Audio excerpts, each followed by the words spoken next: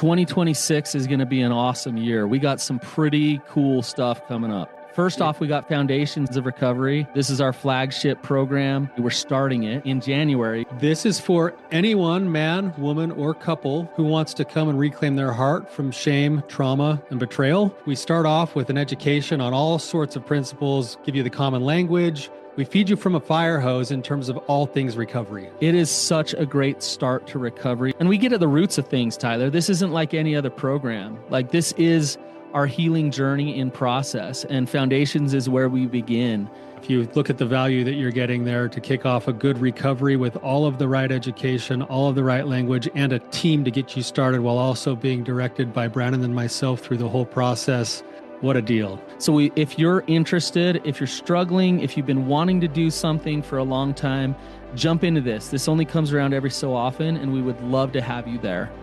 Click the link in the description to sign up for it. And to make it even sweeter, we're also including a raffle for a free pass to the Radiant Dawn retreat. Anyone who signs up for Foundations will be added to the raffle for that free Radiant Dawn pass. If you're a man and you sign up for Foundations, your name still gets entered, and you can give that pass away if you win it to any woman that you want to. So what you're saying, Tyler, is if you sign up and participate in Foundations, you could possibly go to Radiant Dawn for free? That's exactly what I'm saying, which is crazy because Foundations by itself is already an insane value. Man, I sound so salesy. But it actually is awesome. So come to Foundations. And even if you don't come to Foundations, sign up for Radiant Dawn. It's beyond therapy, the best healing experiences that you can have. Click the link below and come join us. I'm at a crossroads in my relationship, and I'm not sure which way to go. Welcome to the Therapy Brothers podcast. I'm Brannon. I'm Tyler. We're brothers. We're therapists. And we know recovery. Bring your stories, your questions, your successes with real recovery.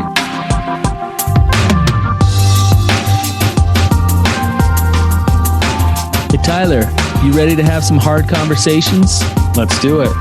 Let the Therapy Brothers podcast begin. What's up, you guys? Happy to be here with you today.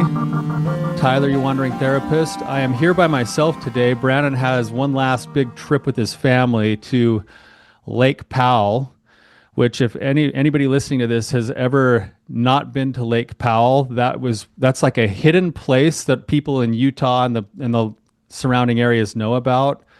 But it's one of my favorite places on the entire planet. So he gets to go be with his family in this beautiful red rock place with this beautiful lake. And maybe the best part of it is that he has zero cell service. So he's just there with his family having a good time. He needed some much needed time off. And so I'm glad he's able to get that. Couple of things before we jump into the episode today. Just a reminder, we're getting close on dates. We're down within a few weeks. We have just a couple slots left at the Rising Sun Retreat. If you are a man who's looking for a way to find some real connection with real like-minded men who are trying to live principles of recovery and live wholeheartedly, this is for you. If you know a man who is in desperate need of this is for him. And you can go to risingsun.org and you can get more information there or sign up. Secondly, we love having callers on our show. And I'm just going to throw it out again to anybody who's interested in listening. I know it's an act of courage, but our callers are what actually make the show great. You guys hear from Brannon and I all the time.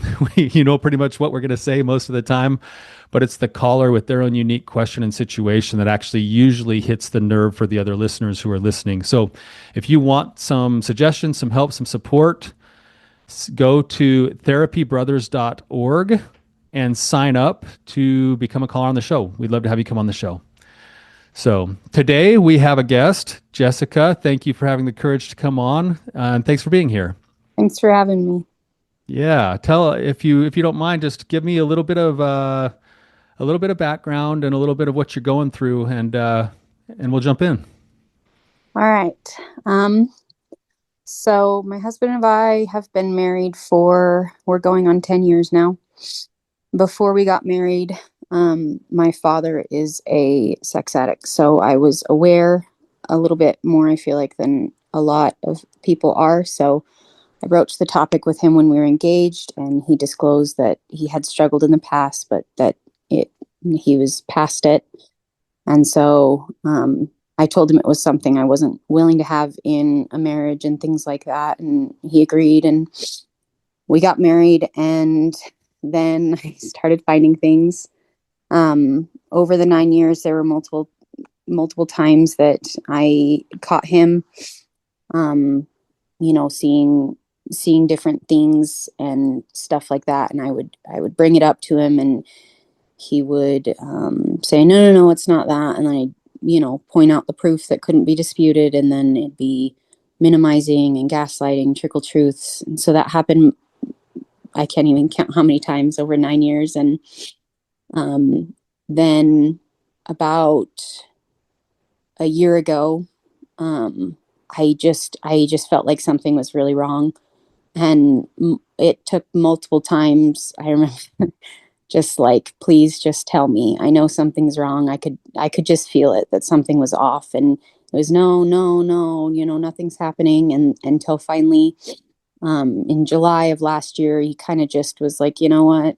And he told me everything. He disclosed that he's been, like he was telling me he was having spouts of sobriety, but in reality, it was him, using it multiple times a day, every day for our entire marriage.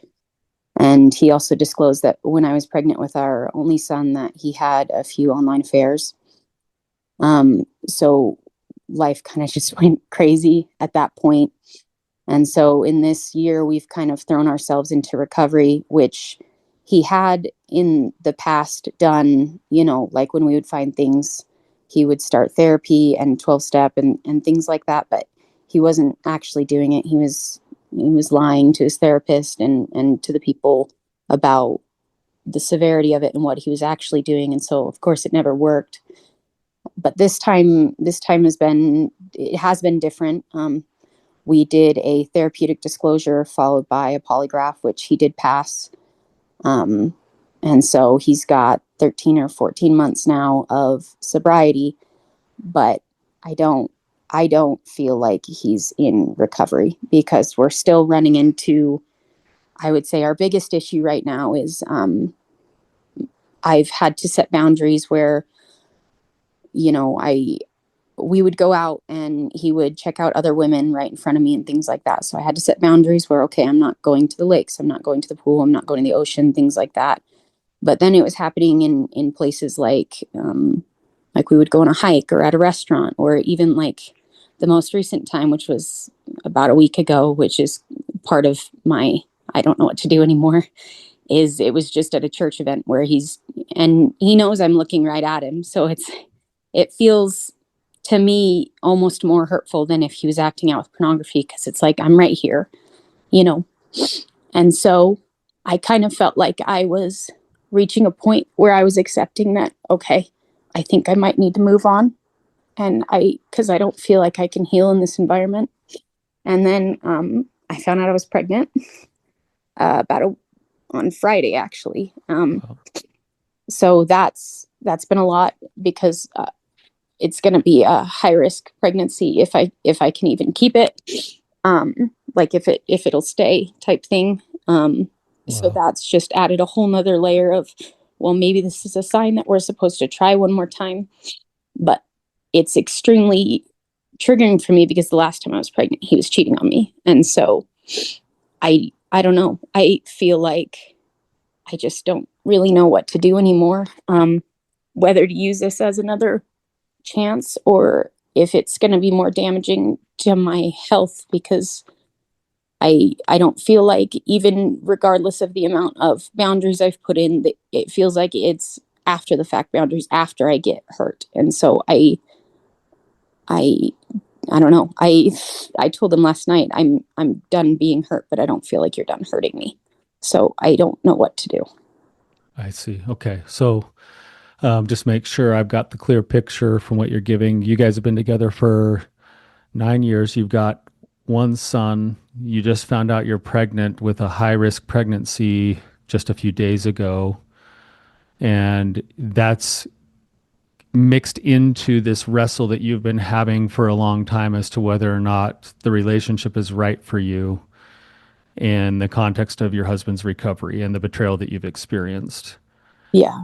Okay. And you're okay. So and you said that before you found out that you were pregnant, you were kind of moving into a space and into a like a heart space or a direction that you're more leaning towards releasing the relationship than trying to repair it. Is that right? Yes, I think something that I struggle with a lot. I do a lot of comparing, which I know I shouldn't be doing, but like my husband he's a great person, and he's an amazing partner, and so I don't have a lot of the extra issues that other people have when they talk about their things. So then I'm like, okay, well maybe I should just be more grateful that he's, a good person and not doing all the other stuff. He's not using prostitutes, he doesn't hit me, you know what I mean? So like then I compare to that and feel like, okay, well shouldn't this be enough? Like what exactly is it you're wanting? And I don't know. Yeah, it's that constant game back and forth in your brain. I guess I'm wondering, like, just to kind of start off with, can you tell me a little bit more about the process that you were in and the place you were coming to before you found out you were pregnant? Yeah, so we are currently, so as soon as I found out last year, we started doing an in-home separation. So he moved out of our room into a different one. But with these instances that kept happening with him checking out the other women, I was like, I just need more space from that. And so we started doing an out-of-home separation. And I feel like it kind of was giving me the space I needed to see that, like, I can do this on my own. Um, versus, like it's not even possible for me to do. So I feel like I was coming to that point where I'm like, I can do this alone. But also my mental health with all of this has been getting worse as time goes on, and it's hit kind of like an all-time low. And so I also kind of came to the realization that this is hurting me and I can't heal in this environment regardless of the amount of space I'm getting, because I keep getting hurt. And so I kind of felt like my only option left to do would be to leave. And so I feel like I was kind of accepting that and we were working towards that. And then this happened. And yeah. Okay. So just to kind of maybe outline a couple of things, and you can kind of tell me, number one, if this relates, and number two, if and where and how it fits for you, if it does. Oftentimes, it sounds like you've been on quite a journey for the last several years, and you'll probably relate to some of this, but oftentimes at first, before you know anything, there's like this feeling of instability, or there's like this wall that you're hitting in the relationship, or there's something going on that you just can't quite put your finger on. And then when you do find out, it kind of throws everything into question. It's like you've been thrown into the washing machine on the spin cycle, and emotionally it becomes this massive roller coaster of what else do you not know? What else should you ask? What else should you, is this partly your fault? And it leads to a place of like obsessive thinking, like constantly can't think about anything else. Yeah. And that drains you emotionally. And the more drained you get emotionally, the more volatile the emotions become. And so it feels even scarier. And so then in an attempt to try to figure out stability and safety again, there's often this like pursuit of, we call it control, and it goes one of two ways, maybe sometimes both, where I'm going to try to control things by making sure he gets better, because if he's better, then I don't have to worry about it, and that's going to make me feel safe. And so I'm going to obsess about making sure that he does his treatment or his meetings, or I check his phone, or all of that stuff. It's like a hypervigilant kind of state, but then you get burned out and tired, maybe feel shameful. You feel like you're a probation officer instead of a partner. Yeah. Or sometimes the control goes inside, and there's like this internal story that's going on. That's like, what's wrong with me? Why am I not good enough? Why is he choosing other people? Should I lose weight? Should I be sexier? Should I not complain as much? Should whatever else? Either way, that fuels more burnout and shame, and then that kicks the cycle off again. And so you find yourself sort of spiraling down, and in that spiral, you find yourself confused. You find yourself losing your sense of self and your confidence. You find yourself feeling resentful, angry, kind of all of that mix of really negative emotion. Does that make sense at all? Yeah, I definitely think that was, and a little bit more context for you is I have borderline personality disorder, so that also adds to the chaos of it all. So it makes the roller coaster even bigger for you Yeah, yeah, emotionally. Uh-huh. it's been terrible, but Yeah. like recently in this last year, because I joined some groups for betrayed partners and things like that, and that has really helped me in placing boundaries where I'm not as involved in his recovery, if that makes sense, like kind of taking myself out of that so I don't have to deal with the stress of that. I definitely still have things I need to, separate myself from, but I think I've made a lot of progress with taking myself out of the chaos of his recovery. Yeah. Okay, good, good. And inside of that kind of like cycle that I was describing, sometimes as you're trying to like you're in this place of like discernment of what's the right thing for me to go and do right now.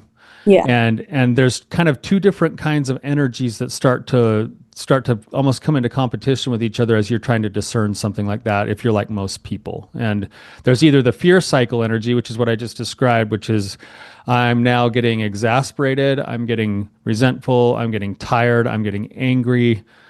I'm like doing like this almost like reactive sort of thing, and I'm just going to get rid of the relationship. Or if you're outside of that cycle and you're able to ground yourself, you're taking good care of yourself emotionally, you're getting good boundaries, you're getting a little bit of support from people who are going to support you to make your own choices, then eventually you sort of kind of come to this place of, I call it the surrender moment or this acceptance moment of, it's almost like a moment of clarity and peace inside the storm that's going on around you.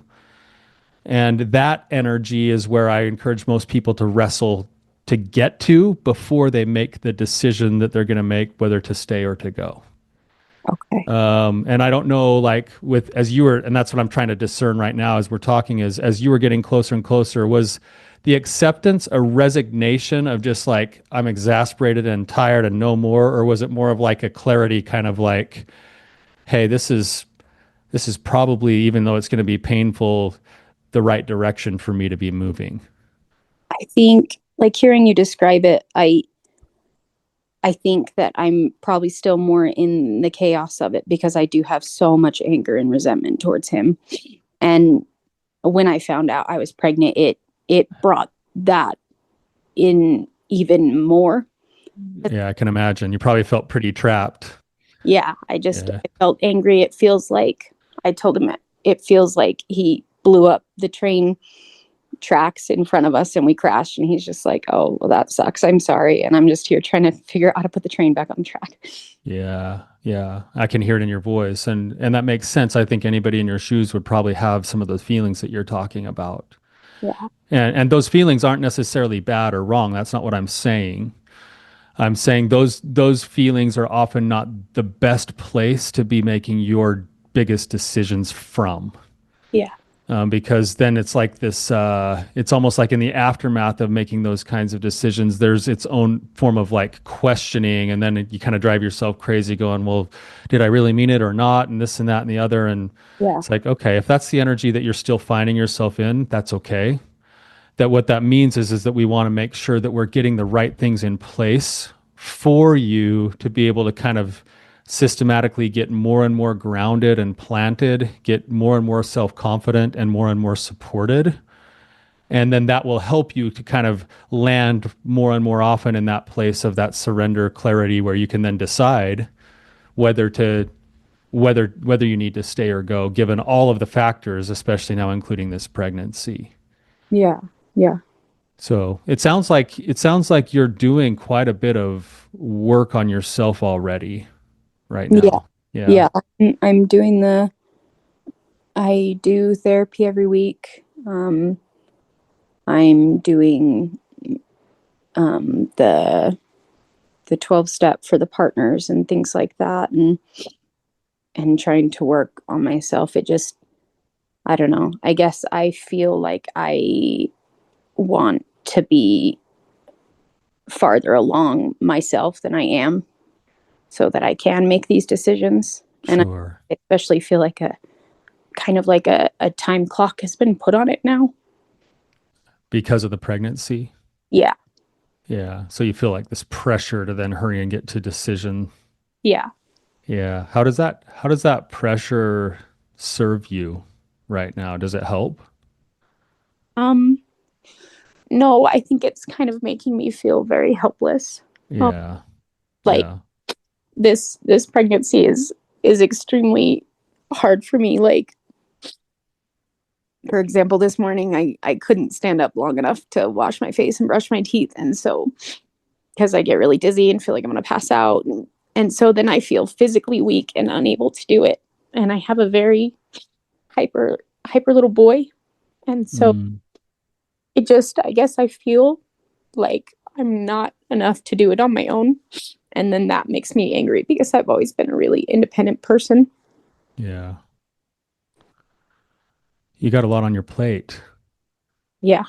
Yeah. Yeah. You probably have more on your plate than you have the energy to get to every day right now. Yeah. Yeah. So in that you're kind of like in sort of like maybe a moment or a chapter of what you might call crisis right now. Yeah, definitely. Yeah. Um, are you familiar at all with dialectical behavioral therapy at all, DBT? Yes. I was doing a lot of DBT, and then um I have it's hard because I have like a couple core issues and they all kind of like correlate with each other. And so like me and the therapist I was doing DBT with kind of felt like I needed to work more on the betrayal trauma in order to do that. And then so it's kind of just like I feel like I've been bouncing around my issues trying to figure out what exactly to focus on. Right now I'm working with someone who's what is it, ace bat or whatever it is, certified. And so she's familiar with betrayal trauma and stuff like that, but we're kind of running into the same issue where it's like, what exactly should I be focusing on? Because like I'll start focusing on something and then it feels like it's held up by something else. Yeah. Are you with your therapist, are you doing anything kind of on the personal level? Is it more skill building or is it like more like trauma based like ART or EMDR or anything like that? I have tried EMDR, but it didn't really work for me in the past. I was too closed off or something like that. Gotcha. Gotcha. Okay. Right now it kind of has been a little bit of chaos because things keep popping up back to back to back. So our therapy sessions have been more kind of like talking about, what's going on. Like, for example, my mom just got diagnosed with terminal cancer. So that was a session. And then this pregnancy was a session. And so I feel like it's been hard to get to the root of things because things just keep happening. Yeah. Gal- Yeah, you're getting hammered right now. Um, so if it's okay with you, maybe I would just walk you through like maybe the structure that I have in my head when I'm trying to help someone like you in my office, Yeah. and kind of little bits and pieces of the roadmap that I find to be effective, even though it's a process more than it is a quick solution. Yeah. That'd be great. Okay, so on a scale of like when you wake up in the morning, can you pause and just check in with yourself on a scale of 0 to 10 on where you're at with a few key emotions? And so you wake up in the morning and you're like, with anxiety, 0 to 10, where am I at? With depression or sadness, 0 to 10, where am I at? And, pick out three or four other emotions and just rate yourself 0 to 10 where you're at. Is that something that you could do? Would you have the mindfulness enough to be able to notice that? Yeah. Okay. So in time of life like this, you're probably spending a lot of time somewhere on the upper ranges between, say, 8 and 10. Is Yeah. that true? Yeah. Yeah. And 8 and 10 is what we call flooded stage. And that's where the thinking brain has a hard time staying online. The emotional part of the body and the being is the thing that's going into the driver's seat because it's feeling so threatened all the time and so scared. That's like all that triggered and that overwhelmness is happening. That's why you've been trying to find space and try to figure out a way to not be in that 8 to 10 range all the time. Yeah. Right. So you're doing the right things there. That when we're in 8 to 10 on a scale of 0 to 10, there is no real problem solving. There's no real deep work that's going to be happening in terms of like the deeper solutions, because right now you're just in survival mode. Yeah.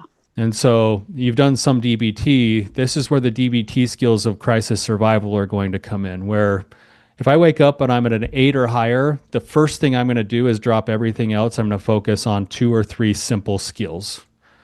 I'm going to do something like box breathing. Are you familiar with box breathing? Do you do any kind of breath work kind of stuff? Is that the paired muscle relaxation type thing?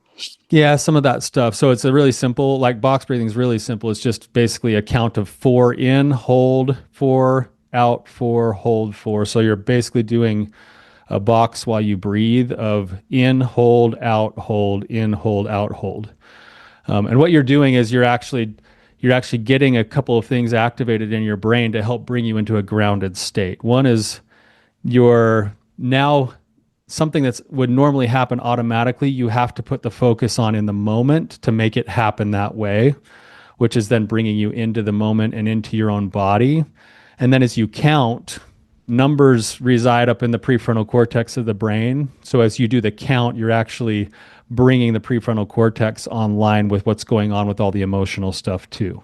Okay. And so what you'll find is you're actually getting yourself to kind of stay in this, almost like bring yourself and your emotional reactivity down and start to be grounded just a little bit more.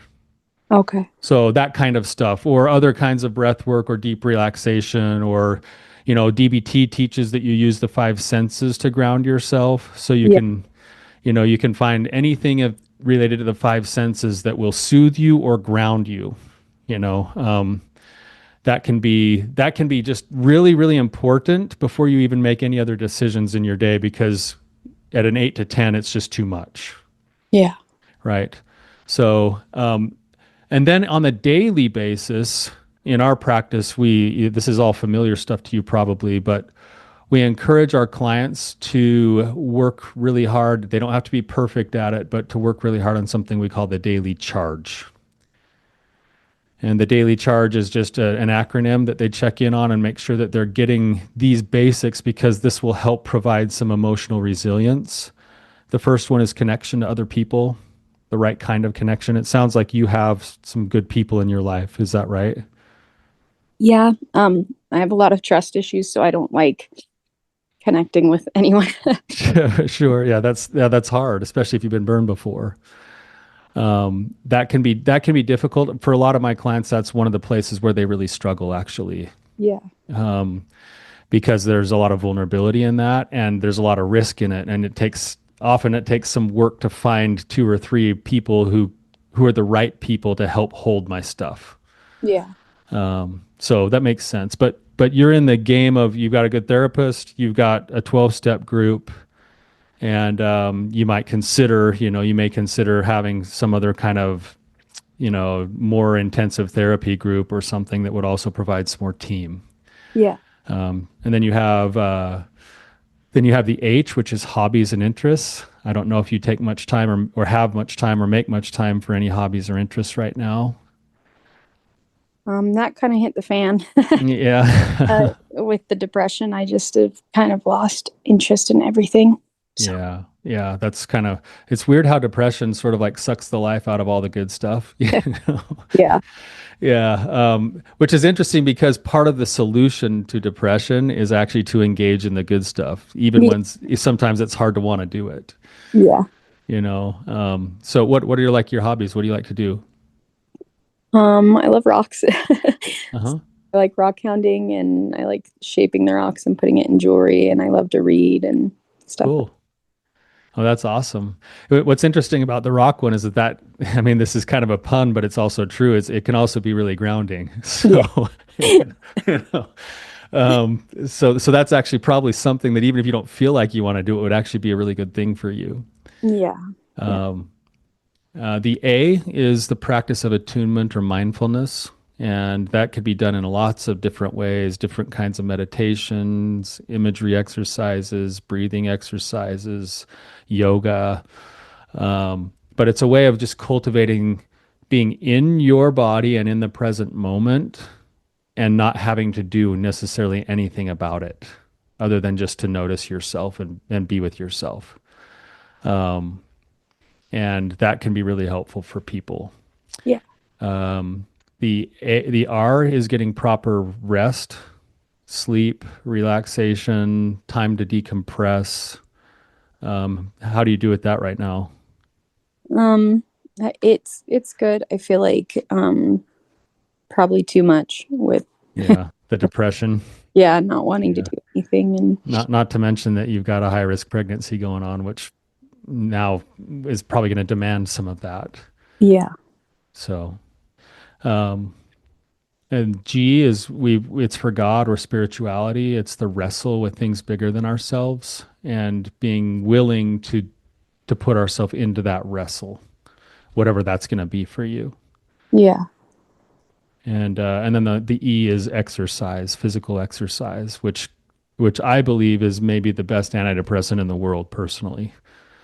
Which is hard when you don't want to exercise, but that's again, that's like it's part of the solution, Yeah. you know. So what you've got now on this roadmap is you've got, okay, I need to do something to ground myself first every day if I'm at 8 to 10, and then on my day-to-day living, I'm just going to try to cultivate as much of the daily charge as I possibly can, because that's going to do a few things. That's going to ground me further. It's going to put emotional energy into my tank that I can then burn with all this other stuff that I'm dealing with. And maybe the biggest part of that daily charge is every time I do something related to my daily charge, I'm actually doing something to cultivate my heart and my feeling towards myself that I'm worth taking care of. And that's really, really important when it comes to setting boundaries, because we allow ourselves to be treated right up to the level that we believe we deserve to be treated. And Yeah. so if I'm building myself in all of the ways that I know how, including the daily charge, that's going to actually give me more currency to set the right boundaries that are going to then be wrapped around my values so that I can feel like I can follow through on whatever it is that I need to when it gets to my boundaries. Yeah. So, is that making sense so far? Yeah. Yeah. It definitely does. Yeah, cool. So that's just kind of, and we haven't even really gotten to like all the big solutions or answers yet, but those things are like the groundwork that done consistently start to lead you to this place that I was talking about with the like the surrender moment, Yeah. right? Where you're living in this place where it's entirely possible that you could go to the beach with your husband and your husband could be just like totally like a bull elk in the rut, just all over the beach, you know, and you could somehow still internally find a place where you could find peace. You'd probably make some decisions and set some boundaries that would go along with that peace in order to keep it. But it's entirely possible that you could grow yourself to a place where you could actually have that kind of peace. Okay. Which is really, really, really hard to do, especially when you've been living in this like survival place for so long. Yeah. Right. I'm talking a lot. What are you picking up? What are you hearing? Is this helping with what your question was? Yeah. I think that I'm needing to do, more work on myself before I can confidently make the decision.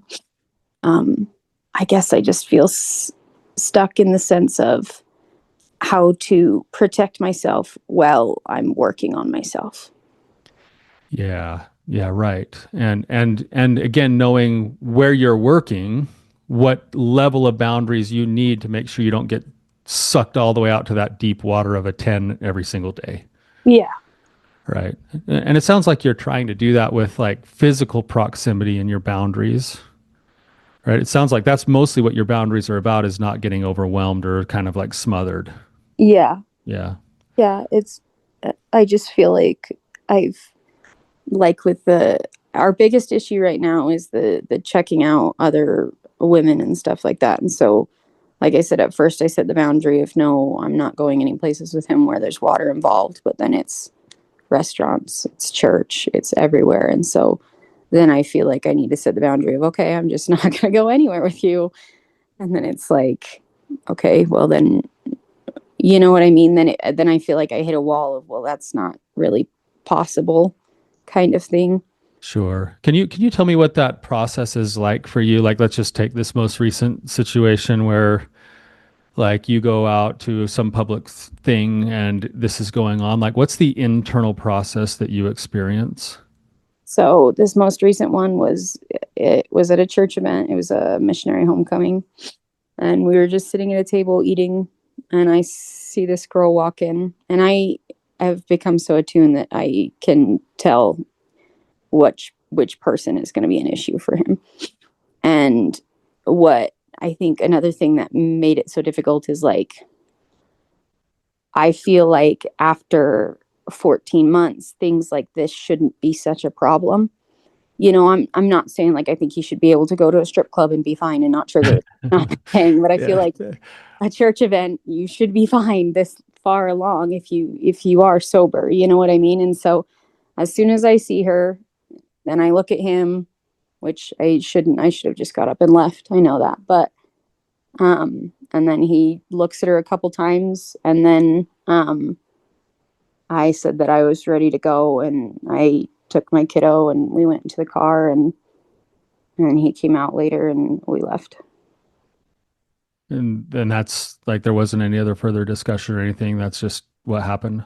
No, I bring it up to him after the fact, and he's gotten to a point where he will admit it, say I'm sorry, and it won't happen again. But of course, I keep doing it. So, but like I don't know. I guess for me, I'm having a hard time wrapping around my head how you can have sobriety but be triggered by things like this, because like this girl was his like second cousin, like you know what I mean. So like to me, it just doesn't make sense. Yeah. Okay. Okay. So this so there's been over a year of recovery work slash sobriety from like the bigger acting out parts of it. Yes. So And the then, so theoretically, your husband's working on what the 12 steps would refer to as a progressive victory over lust, right? Which is, usually they start from like the most damaging kinds of behaviors. And then as they grow into their recovery, they start seeing more and more of where they want to continue to conquer their lust. And currently, where it's at is it sounds like any place that you guys go, maybe on both sides, it'd be interesting to talk to your husband about this.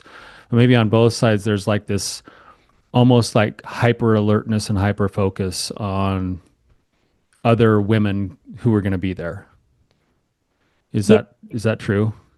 I think I don't know, because it's like it didn't, like I wasn't triggered by any other person there until I saw this person that I knew was going to trigger him. So it's not just, I don't feel like it's like women in general. I feel like I've become attuned to his triggers, and so when I see those, I get triggered. Yeah, it's like dominoes. It's like a chain reaction. Yeah. Yeah, so it's like you're on high alert watching for like the potential threat. The potential threat shows up, which already kind of gets you on high alert, and then you notice him doing whatever he does, which then sends you even higher, and then boom, it's off to the races, and then that's where you're kind of stuck in that like flooded state again. Yeah. Yeah, okay. Which by the way, I think is extremely normal given the circumstance that you guys are in. Yeah.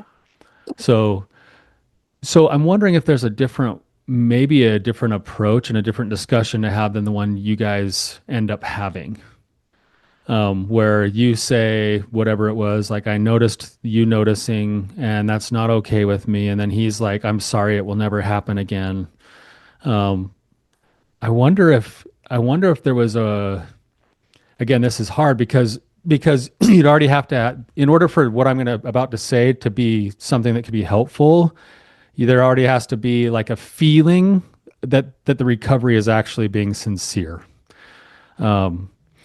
So if you don't feel that way, then your boundaries are probably right where they need to be, and you're probably moving in the direction that you should be moving anyway. But if you feel like there's some changes happening and there's some work happening, it's almost like if there was a way to have a different kind of discussion, it could actually help the process maybe for both of you, which would be more like, hey, I noticed this and this and this today.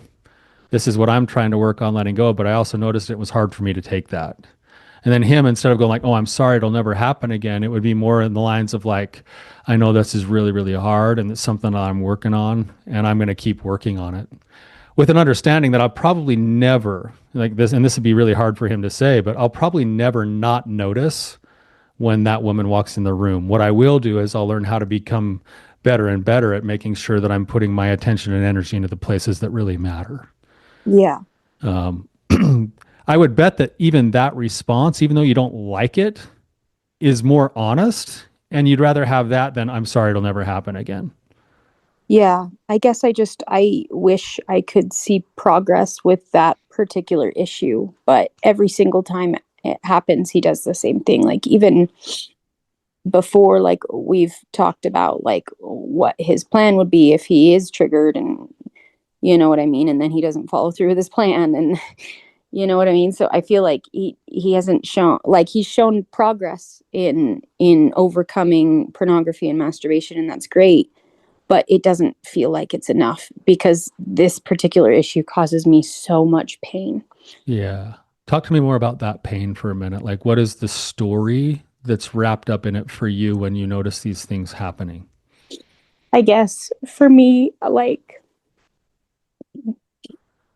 I tell myself like there's no way that someone who loves me could so openly disrespect me and treat me like that when they know it's not like he thinks I'm not noticing that he's doing that. He's doing it right in front of me. I'm sitting right next to you.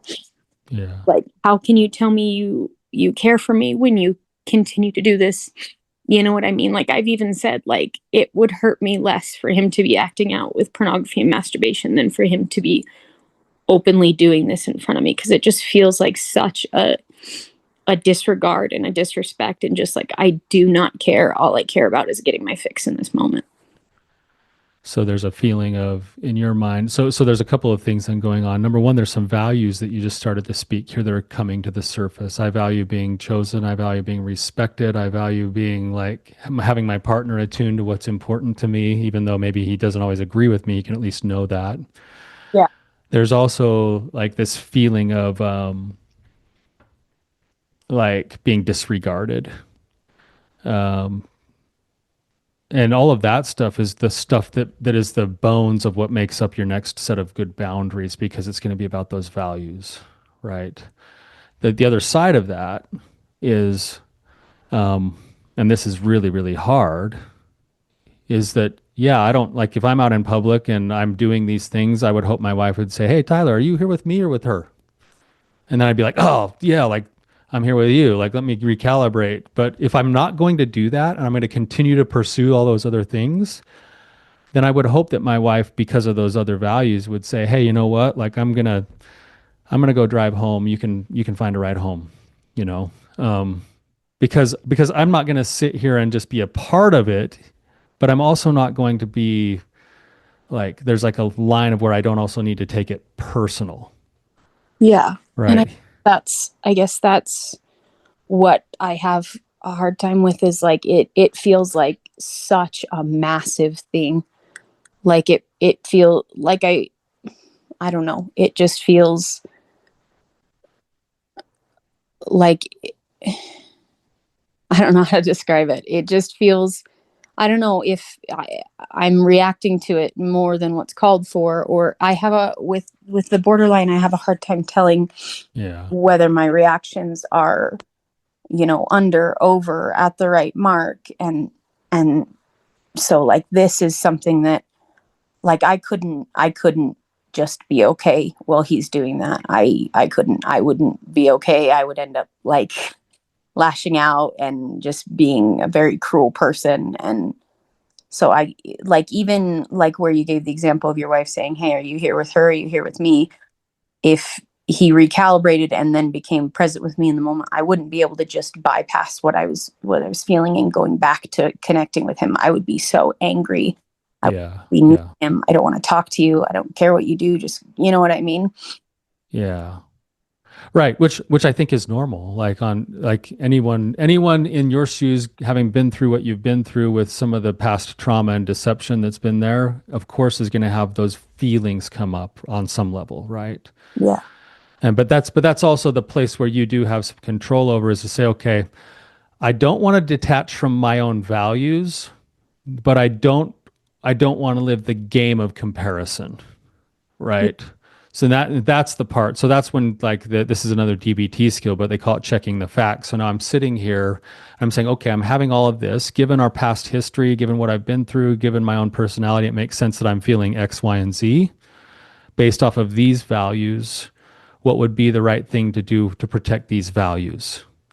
Right. Now, of course, there's going to still be some level of other feeling and emotion that's there that could also, it doesn't mean you stuff it. It can also be processed or shared or discussed, or maybe you do take your time out and leave, and then you call somebody else and flush that all out because he's not in a space to hold it anyway. Yeah. So it doesn't mean you dismiss yourself. It means you're kind of checking the facts and saying, okay, what would be like effective for me right now?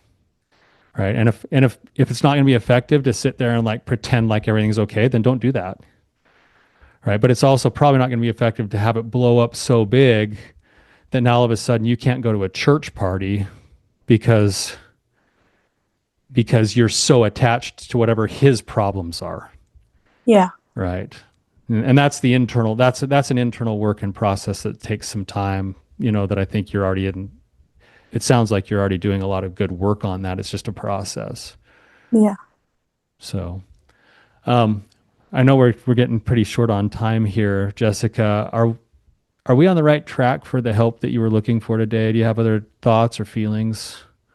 No, I think it's just, I mean, like, I would love for an easy, simple answer, leave or don't leave, but not Yeah. simple. And I think that it's just going to be, like you said, more work on myself and getting to a point where I can make that decision in a sound mind.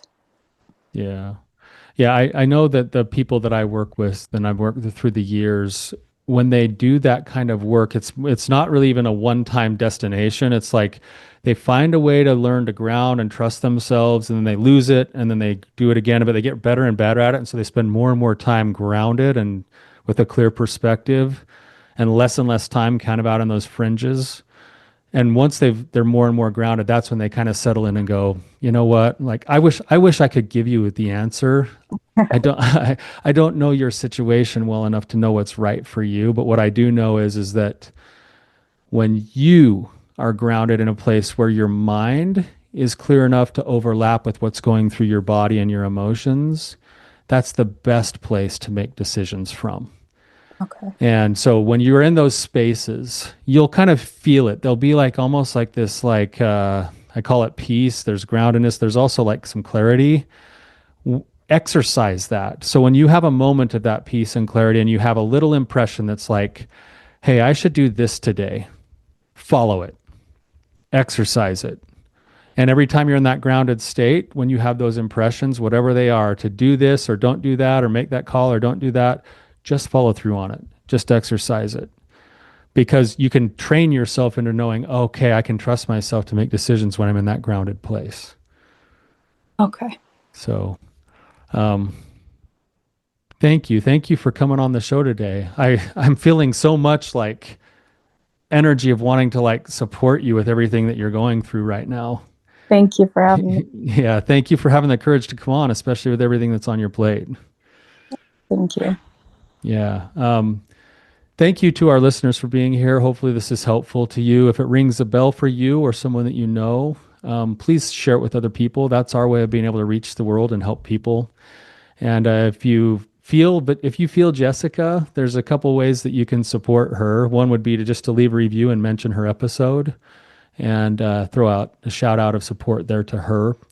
The other place that you can go is you can go to reclaimyourheart.org, and you can start up a discussion just on that main page there. That's the platform Brannon and I are using to kind of just try to build a community and throw out Jessica's episode and have a discussion around it.